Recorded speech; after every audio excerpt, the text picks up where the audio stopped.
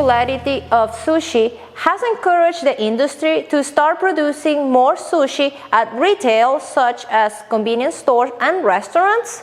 Sushi is considered a specialized processing method because it uses vinegar as a method of preservation, which brings the need to understand why we are adding vinegar and make sure that we are adding enough vinegar to acidify the rice. Let's prepare our vinegar solution. For that, we're going to use vinegar, sugar, salt, and some vegetable oil. You're going to warm it up slightly and stir until the sugar is dissolved.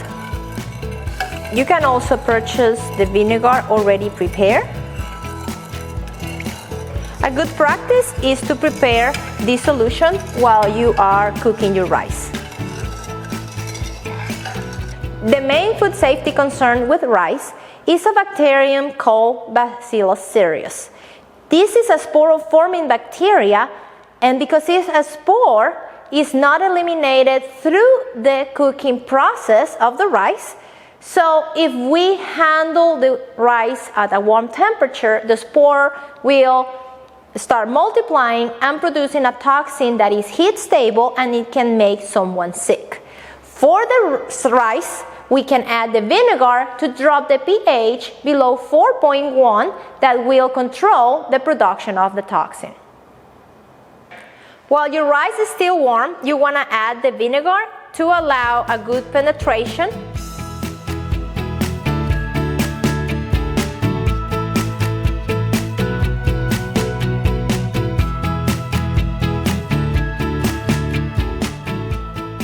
And then you want to mix.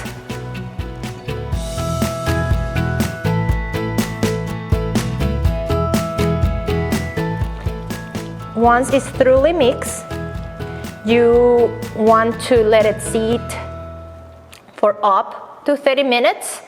We usually recommend to do it after 15 minutes, just in case if you don't reach your target pH, you still have enough time to add more vinegar so you can actually achieve the desired pH.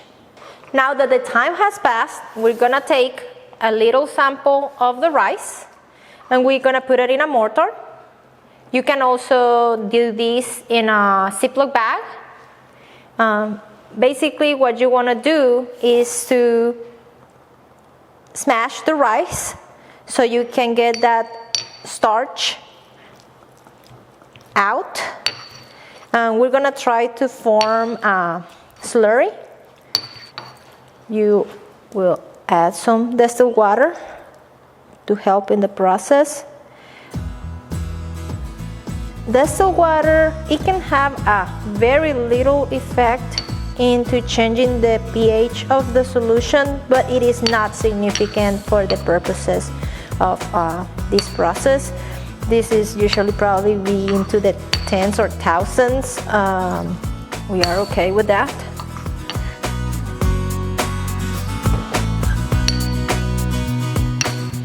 You basically want to make sure that the solution or the slurry will be in contact with your pH meter probe. Okay, now let's grab our pH meter. Let's remove this guard so we can actually allow the slurry to get in the probe. Then we kind of shake it a little bit to make sure that the slurry gets to the probe. And then we let it sit for a little bit. Now we have our smiley face and we can see that the pH is 3.6. So we actually were able to achieve our target pH that is below 4.1. Brown rice can also be used for sushi, but we're probably gonna need more vinegar because of the bran that covers the rice grain doesn't allow the same penetration of the vinegar. So here I prepare the same slush that I prepare with the white rice, but this is with brown rice.